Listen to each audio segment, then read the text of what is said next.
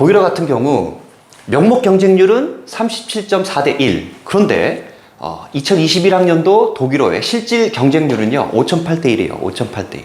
한 자릿수입니다. 그래서 그만큼 수능 최저가 중요하다는 얘기입니다. 수능 최저를 마치면은 경쟁률 자체가 이런 식으로 한 자릿수 혹은 10단위로 떨어진다는 얘기입니다. 해볼만 하죠.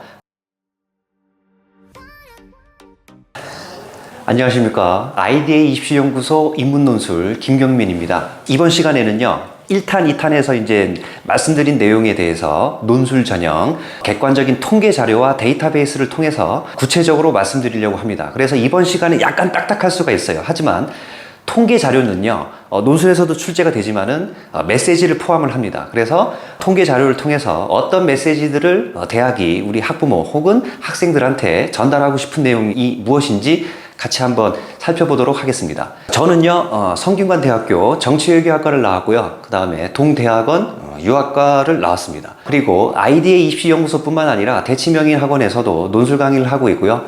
그 전에는 각종 이제 논술 전문 학원에서 강의를 했었습니다. 그리고 좀 약간 특이한 말씀을 드리고 싶은 내용이 있는데요. 저는요 다른 논술 선생님들하고는 틀리게 모교에서 행정고시를 가르쳤어요. 그래서 그 어떤 논술 선생님들보다 배경 지식 내지는 답안 쓰는 방법, 그런 것들을 확실하게 더 잘 설명할 수 있을 거라 생각하고 있습니다. 그래서 일단 이제 전반적으로 인서울대학교에서 교과 종합 논술 수능을 어떤 비중을 통해서 뽑는지 한번 살펴보도록 하겠습니다. 그래서 건국대 같은 경우는 교과 전형이 전체 신입생 인원 중에서 10.3%를 뽑는 거고요. 논술 전형은 교과 전형보다 많네요. 13.1%를 논술로 뽑고 있습니다. 이 표 대략적으로 보시면요. 전국적으로 봤을 때 논술 뽑는 그 비중은요. 한 3% 정도밖에 안 되지만 인서울권 대학을 보다 보니까 평균적으로 많이 뽑죠. 10%대에 육박을 합니다. 그래서 논술 전형 적게 뽑는 거 아니라는 점, 이거 좀 강조드리고 싶고요. 그 다음에 전년도 대비 모집 비율 변화를 보시면요. 요거는 퍼센트와 퍼센트의 차이이기 때문에 퍼센트 포인트로 보시면 돼요. 그래서 경희대 같은 경우는 논술 인원이 작년보다 0.3% 포인트 줄어들었다는 점, 이렇게 보시면 됩니다. 그런데 크게 보시면요, 큰 변화가 없습니다. 이 얘기는 뭐냐면요, 교과 종합 논술 수능 다 이렇게 갖고 와 봤는데 작년 모집 비율하고 올해 모집 비율은 큰 차이점이 없다는 거. 그래서 작년의 어떤 입시 결과라든가 입시 전형 비율하고 비슷하게 올해는 나간다는 점, 이렇게 알아두시면 좋을 것 같습니다. 자, 그렇다면은 건대에서 10%를 논술로 뽑는다라고 했을 때 이것은 비율이잖아요. 몇 명을 뽑는지 그 구체적인 자료를 한번 갖고 와 봤어요. 자, 각 대학별로 이제 논술 모집 인원을 한번 갖고 와 봤는데, 건국대는 작년에는 127명을 뽑았는데 올해는 129명을 뽑는 거죠. 자, 여기서 주의할 사항은요, 이과 논술 인원까지 합친 인원이 아닙니다. 자, 인문 계열 모집 인원이기 때문에 잘 보시면 돼요. 그래서 작년에 비해서 2명이 늘었다는 점, 이런 식으로 보시면 되거든요. 대략적으로 봤을 때 인서울권 대학교에서 인문계열 모집 인원은요 큰 변화가 별로 없어요. 하지만 중앙대 같은 경우가 좀 많이 감소가 됐죠. 중앙대가 한 99명 정도가 감소됐다는 점, 이 내용을 강조하고 싶습니다. 자, 그렇다면은 인원을 이 정도로 뽑는데 과연 논술 비중과 학생부 비중이 어떻게 변화가 있는지 한번 살펴보도록 하겠습니다. 자, 이 표를 보시면요, 논술 100%로 뽑는 학교들이 있어요. 이 학교는 내신을 반영하지 않는다는 얘기입니다. 그래서 건대, 덕성여대, 성균관대, 연세대, 연세대미래, 항공대. 그런데 제가 이 빨간색으로 표시한 학교들이 있죠. 이 학교들은요, 자, 덕성여대는 작년에 논술 비중이 80%였습니다. 거꾸로 얘기하면 내신 비중이 20%였단 얘기죠. 그런데 올해는요, 논술 100%로 바뀐 거예요. 자, 그리고 또 특이한 학교가 하나 있는데, 성대입니다. 성대.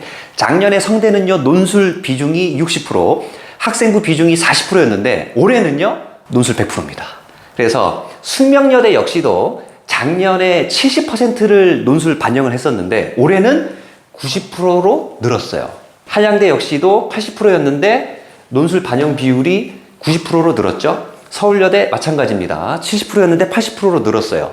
그래서 중앙대 역시도 작년에는 60%였는데 올해는요, 논술 반영 비율이 70%로 늘었어요. 그러면은 이런 학교들, 추세들 지켜봤을 때 1탄, 2탄에서 제가 말씀드렸던 내용과 같이 논술 전형은 내신의 영향력을 최소화하기 위해서 지금 학교들이 움직이고 있다는 점. 그러면은 평균적으로 봤을 때 대다수의 학교들이 논술 70에 교과 30을 반영하고 있죠.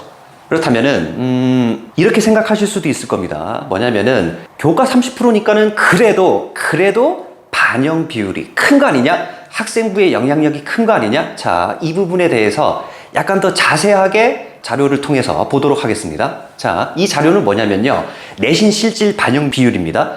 2022학년도 거예요. 작년 겁니다. 올해는 아직 확정이 안 돼 있어요.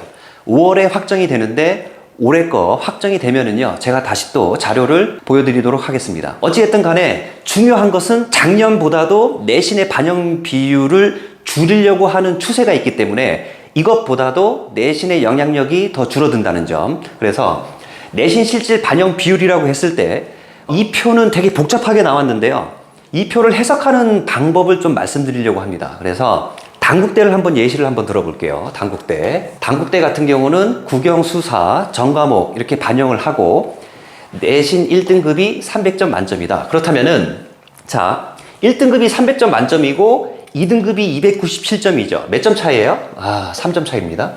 자, 3등급 역시 294점인데 몇 점 차이죠? 3점 차이예요. 4등급 똑같이 3점 차이입니다. 5등급 4등급과 3점 차이예요. 6등급 마찬가지로 3점 차이가 나요. 그런데 7등급부터는요, 차이가 3점 차이가 아니고요, 많이 차이 납니다. 몇 점 차이 나죠?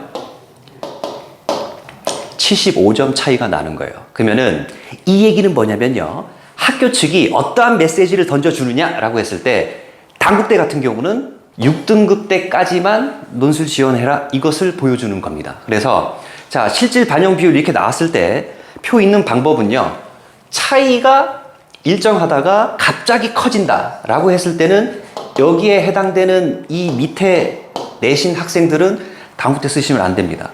쌤, 질문이 있습니다. 무슨 질문일까요? 제가 6등급인데요 1등급 학생하고 지금 15점 차이가 나는 거 아닙니까? 그러면 불리한 거 아닙니까? 자, 그렇게 질문을 던질 수가 있는데 제가 한번 말씀드릴게요. 1등급인데 단국대 논술을 쓸까요? 교과라든가 종합으로 충분히 들어갈 수 있는데, 마찬가지로 2등급 논술 안 씁니다. 2등급 학생들 보통 이제 단국대 같은 경우는 3등급, 이제 4등급 때부터 이제 많이 쓰는데, 자, 본인이 6등급이라 할지라도 4등급의 학생들이 대다수의 경쟁자들이에요. 몇 점 차이 납니까? 6점밖에 차이가 안 나요. 6점밖에 차이가 안 나는데 이 6점이 100점 만점의 6점이 아니고 1000점 만점의 6점이에요. 그리고 단국대 논술로 그 6점은요, 충분히 역전 가능합니다. 그래서 단국대는 6등급 때까지 논술로 쓸 수 있다는 점, 그리고 이 내용을 대학이 수식을 통해서, 통계 자료를 통해서 보여주고 있는 겁니다. 그래서 내신 실질 반영 비율이라고 했을 때 이러한 표를 읽는 방법이 바로 이거라는 점. 그래서 다른 대학교들도 이제 다 있긴 한데 각 대학들마다 내신 몇 등급 때까지 써야 되는지 그것은 제가 다 학생들한테 알려드릴 겁니다. 그러니까 그 부분에 있어서는 걱정 안 하셔도 돼요. 그래서 첫 시간에 1탄, 2탄에서 제가 말씀드렸던 것처럼 대다수의 학교들이 5등급 때까지는 합격을 하는 데 있어서 무차별합니다. 그래서 5등급 이후로 밑으로 떨어지는 학생들은요, 각 대학별로 어떤 대학을 써야 되는지, 어떤 대학을 쓰지 말아야 되는지 그것은 제가 다 개인적으로 알려드릴게요. 자, 그렇다면은 내신의 영향력이 이렇게 중요하지 않은데 논술에서는 뭐가 중요할까요? 첫 시간, 둘째 시간에 제가 강조했던 것처럼 수능 최저입니다. 예, 수능 최저. 자, 이 자료는요, 2023학년도 수능 최저입니다. 올해 수능 최저입니다. 그러면은 이 표를 읽는 방법은 뭐냐라고 했을 때 이렇게 보시면 돼요. 건국대를 설명을 드리면요, 작년에 비해서 인문, 논술로 뽑는 인원이 2명이 늘었다는 점, 129명 뽑는다는 점. 자, 그리고 건국대는 논술 100%. 자, 여기 수능 최저 학력 기준이 나오는데요. 국어, 수학, 영어, 탐구 한 과목입니다. 한 과목, 탐구 한 과목이에요. 제일 잘 나오는 한 과목입니다.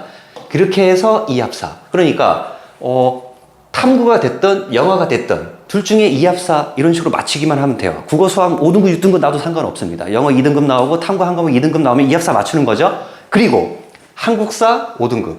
요거는 좀 약간 신경 쓰셔야 됩니다. 2합4를 맞췄다 할지라도 한국사가 6등급이 나오면요. 수능 최저를 못 맞추는 거예요.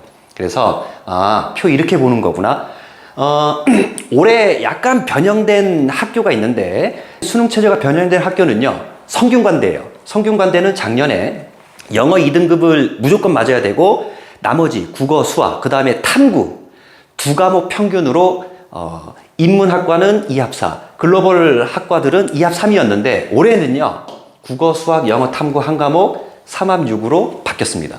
글로벌은 3합5로 바뀌었죠. 당연히 이제 한국사는 4등급이고요. 자, 성균관대 수능 최저 요건이 달라졌다는 점. 그리고 여기서 또 말씀드리고 싶은 게 하나 있는데, 자, 경희대 같은 경우는요. 이렇게 나눠서 봅니다. 한의대, 체능, 인문. 자, 경희대는요. 체육에 관련된 학과를 논술로 뽑습니다. 실기 안 봐요.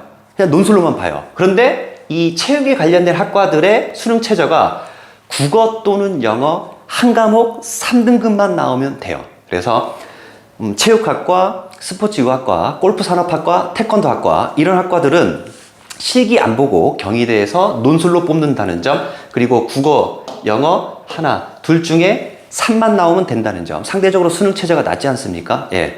의외로 이걸 잘 모르시더라고요. 이렇게 보시면 되고, 대다수의 학교들의 수능 최저가 2합4 이렇게 맞춰주시면은 논술 전형의 90% 이상의 대학의 수능 최저를 맞추게 돼요. 그러면은 2합4보다 높은 수능 최저는요 3합6입니다. 이때 3합6 사탐 한 과목입니다. 그래서 성균관대, 서강대, 이화여대, 중앙대 이 네 학교 3합6이고요. 그 밑에 학교들은 2합4를 맞추면은요 모든 대학의 최저를 맞출 수가 있어요. 그래서 각 대학별로 최저가 복잡하다 해가지고 생각하지 마시고 기본적으로 학생들 모의고사 등급이라든가 했을 때 2합4를 맞추려고 좀 노력해 주시면 좋을 것 같습니다.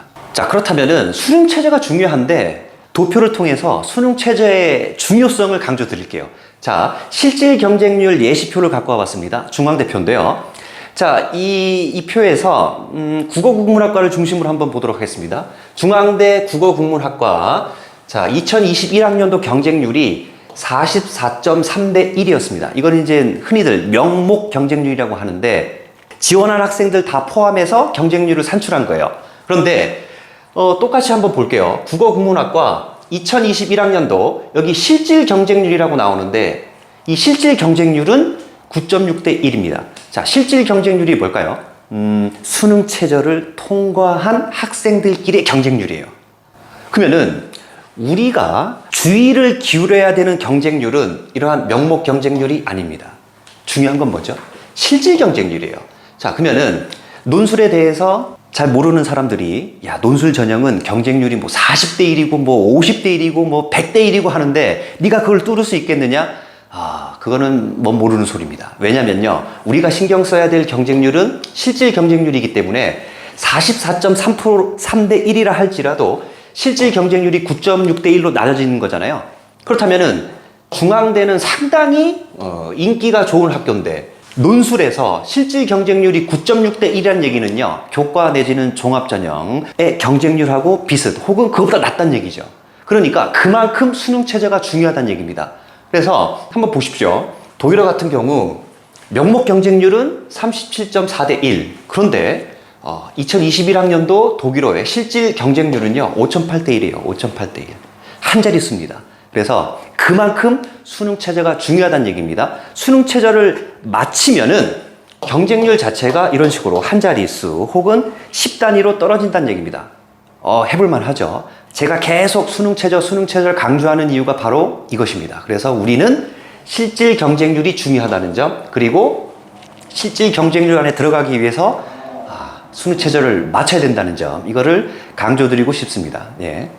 유튜브 댓글로 논술 유형이 어떻게 출제가 됩니까? 해가지고 이제 질문을 해주신 분이 계시는데, 자, 이겁니다. 제가 강조드리고 싶은 내용은요, 현행 대입 논술 논제 유형, 그러니까 논제 유형이라는 얘기는 문제 유형이에요. 발산이 아니라 수렴하는 경향이 강하다는 점입니다. 30여 개 대학교의 문제 자체가 학교별로 다 틀린 게 아니에요. 공통 영역으로 이렇게 수렴한다는 얘기입니다. 이 부분에 대해서는요, 선생님들마다 다르게 분류를 합니다. 그래서 어떤 선생님들은 한 30가지 유형, 그 다음에 뭐 22가지 유형, 뭐 그런 식으로 하는데, 선생님의 역할은 공부량을 줄이는 게 임무라고 생각을 해요. 그래서 저는 최대한 줄여서 이 6가지 유형으로 갖고 와봤습니다. 이 얘기는 뭐냐면요, 이 6가지 유형의 공통 유형,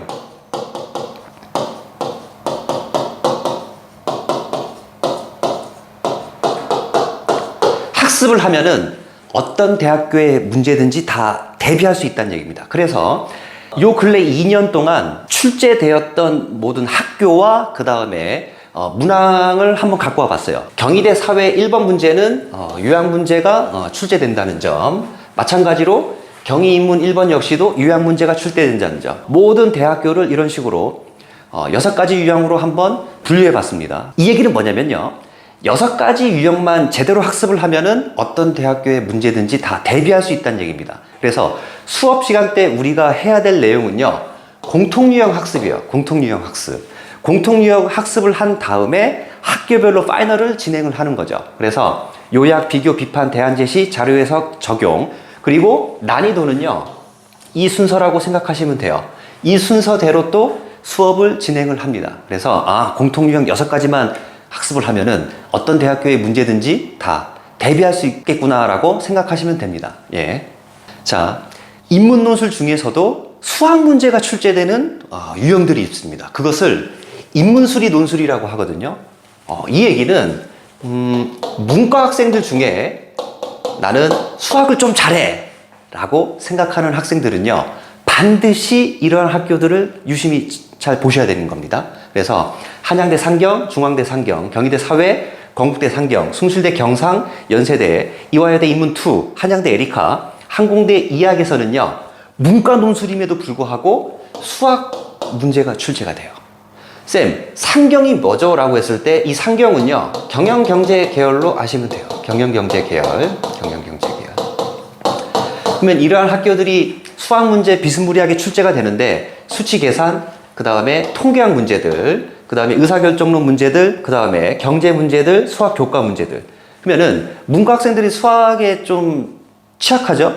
그럼 상대적으로 이 인문수리 논술에서 수학을 잘 풀어버리면요, 즉 인문수리 논술을 잘 풀어버리면은 상당히 붙을 가능성이 높습니다. 그래서 이 방송을 듣고 있는 학생들 중에, 문과 학생들 중에 수학을 좀 한다라고 하시면요, 이런 대학들을 한번 생각해 보시는 것도 상당히 도움이 될 거라 생각을 합니다.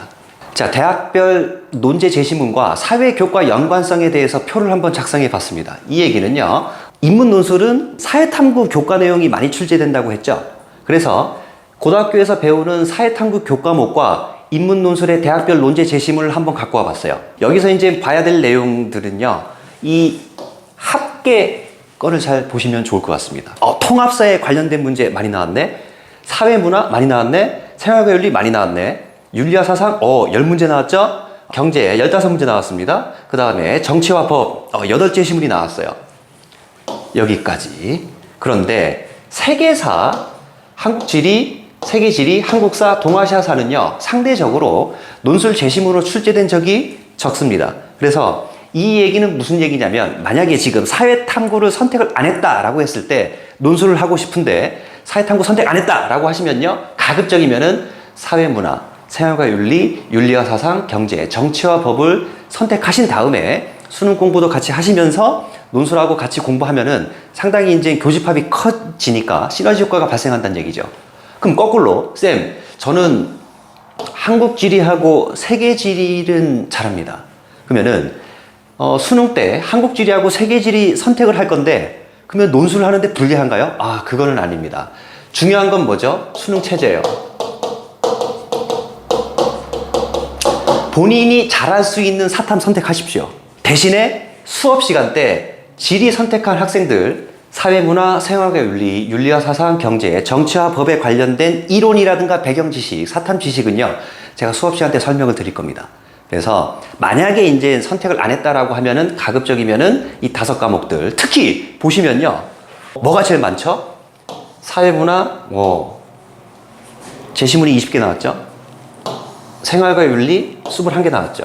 역시 문과 학생들이 생활과 윤리하고 사회문화를 많이 선택하죠. 논술에서도 이 2과목이 제일 많이 등장을 합니다. 그래서 선택을 안 했다라고 했을 때 생윤하고 사문을 좀 해주시고, 저는 뭐 세계사하고 뭐 동아시아사 같은 경우는 뭐 만점 받을 수 있어요. 그러면은 수능 최저 맞춰야 되니까 만점 받을 수 있는 사회탐구 선택하십시오.